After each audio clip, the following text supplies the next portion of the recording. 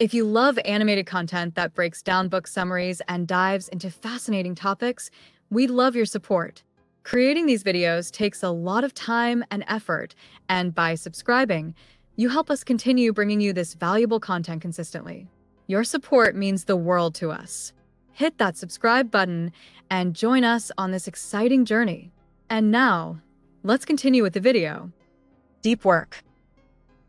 Chapter 1: Deep Work and Shallow Work. Why do some people accomplish so much more than others? Georgetown professor Cal Newport studied the lives of great thinkers in history and found a common theme. Many of these men and women went to great lengths to isolate themselves from distractions while they worked. Newport calls this deep work, performing complex tasks in a state of distraction-free concentration. Today, deep work is hard to do. The average knowledge worker spends 30% of their time on email and another 30% on team communication and internet activity. But these things aren't deep work, which requires a complex task and uninterrupted focus.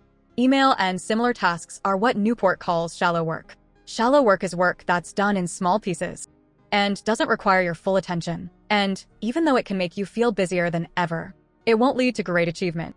But if you can manage shallow work efficiently and avoid distractions, you can prioritize long periods of complex thinking and achieve more in less time. Chapter 2: The Secret to Success in the Modern Economy. Our economy is more demanding and competitive than ever. But for the select few with exceptional ability or in-demand skills, there's increasing opportunity. Now that companies and clients can hire anyone, anywhere in the world, the best in every field are in increasing demand and can capture exponentially more of the reward. So how can a person climb to the top of their field? Newport says this requires 2 key skills. 1. The ability to quickly master hard things. 2. The ability to produce at an elite level. Both of these skills are very hard to cultivate. They require you to practice deep work. Key idea: mastering hard things requires intense focus. The human brain contains billions of interconnected neurons. When a person learns a new skill, their brain repeats a circuit between relevant neurons. If the person is focused on the skill, the brain will repeat the circuit in isolation, making the circuit stronger. But if a person is continually distracted, their brain doesn't isolate the specific neural circuits they want to strengthen. Without intense focus, it's difficult to strengthen specific neural circuits and truly learn a new skill. But if you can eliminate distractions and stay focused, you can master new skills and use them easily and efficiently. In the next chapter, we'll learn about the second key ability in the modern economy: producing at an elite level. You'll learn to recognize many obstacles to productivity and to master deep work. Chapter 3: Attention Residue and Producing at an Elite Level. Deep work. A typical workday often includes many different types of activities in rapid succession. This can have a significant impact on productivity. When a person constantly switches between tasks, they're probably not completely focused on the task at hand. University of Minnesota's Sophie Leroy calls this attention residue. Attention residue makes it difficult to focus on a new task right after switching from another one. You may be trying to focus on the new task, but are unable to fully disengage from the previous task. And if you leave the previous tasks unfinished, the effect is stronger. If you're frequently interrupted by meetings or emails, you might spend much of your day in an unfocused state, making it much harder to produce at an elite level. If you want to produce at an elite level, you will need to overcome obstacles that limit your productivity. Most people don't realize just how prevalent these obstacles are. Over the following chapters, you'll learn to recognize these challenges and master deep work. This can give you an incredible advantage in the modern workplace. Chapter 4: Deep Work is Rare. Deep work. If deep work is so valuable, why don't people do it more often? Modern-day business trends prioritize collaboration over concentration. Open office plans, email, chat, and social media constantly divert attention. Companies adopt these new practices and technologies because they want to be more productive. But is it working? How do we measure productivity to find out? In a factory, productivity is easy to measure. More items produced in a given time means greater productivity. But in the modern knowledge economy, measuring productivity is more difficult. In the absence of clear indicators of success, organizations and workers tend to prioritize things that are most visible, especially if those things are easy to do, like sending emails and chat messages. Often, we assume that by keeping busy, we're being productive. even when the tasks keeping us busy are not good proxies for productivity. Being constantly connected may not be as valuable as we think. Even in high-pressure, client-facing businesses, we may overvalue accessibility and quick replies. To test this theory, Harvard Business School professor Leslie Perlow worked with a team at the Boston Consulting Group. She asked each team member to not speak to any coworkers or clients for 1 day each week for the duration of a project. The team members were nervous about being disconnected. But at the end of the experiment, the clients were as happy as ever. If modern-day trends continue, deep work will become even more rare. But this means there's great opportunity for those who can resist our culture of connectivity and prioritize deep work. Chapter 5: Deep work is meaningful. Deep work. In the information economy, many people struggle to find meaning in their jobs. But Newport argues that, whatever your profession, you can find meaning and satisfaction in deep work. Deep work and flow. In the 1980s, psychologists Mihai Csikszentmihalyi and Reed Larson studied how various daily activities impact our happiness. They invented an approach called the experience sampling method, ESM. They had participants record happiness levels at random periods throughout the day. The study showed that people's happiest moments came when they were stretched to their limits and lost themselves in an activity. Csikszentmihalyi calls this a state of flow. Deep work produces the right conditions for flow and can help maximize happiness in your work. Key idea: deep work can help you find meaning in your job. When considering new careers, people are often encouraged to follow their passion. This sentiment reinforces the idea that a select few jobs provide satisfaction and meaning, whereas many other jobs do not. But Newport believes that any job, not just a select few, can be meaningful. No matter the outcome of your work, you can always be improving your skills. And by focusing on refining your practice, you can find satisfaction and meaning in your work. In the next chapters, we'll explore practical tips for maximizing deep work in your life. Chapter 6: Work deeply. Deep work. To integrate deep work into your own life, you first need to find the style of deep work that's best for you. According to Newport, there are 4 effective approaches for integrating deep work into your life and routine. Key idea: the bimodal approach. Bimodal deep workers learn to compartmentalize shallow and deep ways of working. They set aside large chunks of time for total focus. During shallow work periods, they do as much as possible without cutting into their deep work time. Key idea: the rhythmic approach. Rhythmic deep workers schedule small blocks of time for deep work in their daily schedule. Their goal is to cultivate a habit of deep work, even if they can focus only for a couple hours at a time. For those who can't devote many uninterrupted hours in a row to deep work, the rhythmic approach can help. Key idea: the monastic approach. Monastic deep workers go to great lengths to minimize distractions. For example, they eliminate social media accounts entirely and use email sparingly.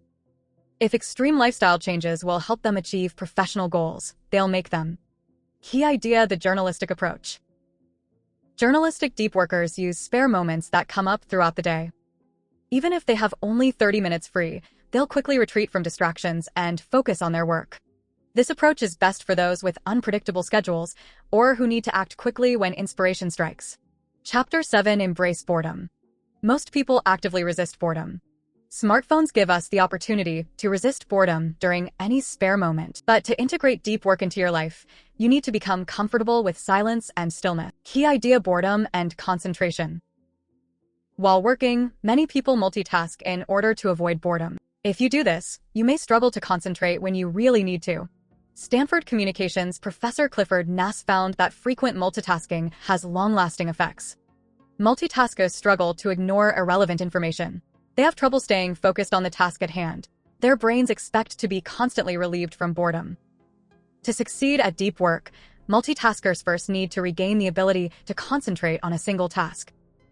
Key idea: schedule time for distractions. To rebuild the ability to focus on a single task, Newport suggests a way to reframe scheduling your work. Rather than scheduling time to focus, schedule time for distractions. For example, schedule blocks of time for using the internet and then avoid the internet completely at all other times. You can even schedule internet blocks during your time at home, not just at work. By scheduling your distractions, you can become more comfortable with boredom. Even if it's less immediately stimulating, you'll be able to focus on high-value work and concentrate on the things that matter. Chapter 8: Quit social media. Deep work.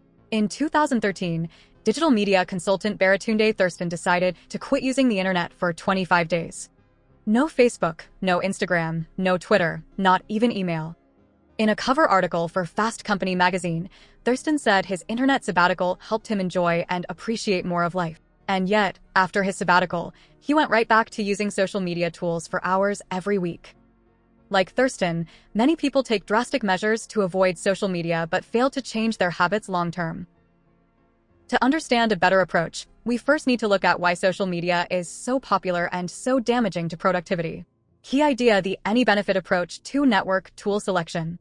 Any Facebook, Twitter, or Slack user knows that these network tools significantly impact our concentration and time. But people and organizations adopt these network tools because the benefits are obvious. You can keep in touch with old friends, get quick help from your coworkers, and more. If we foresee any benefit of a network tool, we adopt it. The problem with this approach is that we don't take the costs of using each tool into account. Only after we've adopted the tool and begin to rely on it do we begin to consider the costs. Key idea: the social media cleanse. So, how do we make better decisions about which network tools to use? Newport suggests a 30-day social media cleanse. You don't have to stop using the internet, just social media networks like Facebook, Twitter, and Snapchat. Don't deactivate your account or tell everyone you're leaving. Just sign off. At the end of 30 days, for each platform, ask yourself 2 questions. Would the last 30 days have been notably better if I had used the service? And did people care that I wasn't using the service?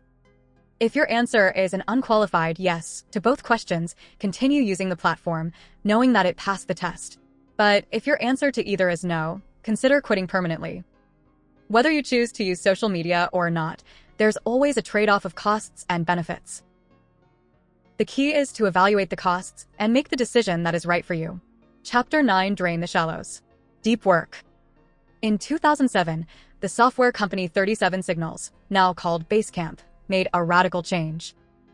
They cut their standard workweek down from 5 days to 4. But even with 20% less time per week, the company was as productive as before. When you have fewer hours, you usually spend them more wisely, co-founder Jason Fried explained. Their employees were forced to find ways to reduce time spent on shallow work. To manage or eliminate your own shallow work, Newport suggests some key tactics that anyone can use. Key idea: schedule every minute of your day. Every day, schedule your entire workday into blocks of deep and shallow work. Batch similar activities together. For example, reply to all emails in a single block of time. Every time your schedule gets interrupted, update it for the rest of the day to stay on track. Key idea: prioritize your tasks by depth. To prioritize your activities, you need to understand which are shallow and which are deep. Sometimes it isn't obvious which is which. Ask yourself, which tasks take the longest for an untrained college graduate to complete? These are the tasks with the most depth and should get the most focus. Key idea: stick to a shallow work budget. Set a specific guideline for how much of your day you need to spend on shallow work. If you're in a non-entry-level job, this might be 30 to 50% of your day. Setting a shallow work budget forces you to prioritize and preserve the remaining time for deep work. Key idea: reply to emails sparingly and thoughtfully. Email can take up massive amounts of time, especially when others expect you to reply quickly. If you can, set an expectation that you won't reply to every email. If you have a website or an auto-reply message, you can warn people that you'll respond only to useful emails with clear next steps. When you do reply to emails, don't send short replies that ask vague or open-ended questions. Instead, think through possible next steps and questions your correspondent might ask, and answer them proactively. Be clear about when it would be most helpful for them to reply to you. And if you don't need them to reply in most cases, say so. By using the strategies in this final chapter, you'll be able to eliminate or effectively prioritize shallow work. Once your shallow work is under control, you will be better equipped to focus on the things that really matter. And your life of deep work, Newport says, will be rewarding and meaningful. Hit that subscribe button and join us on this exciting journey.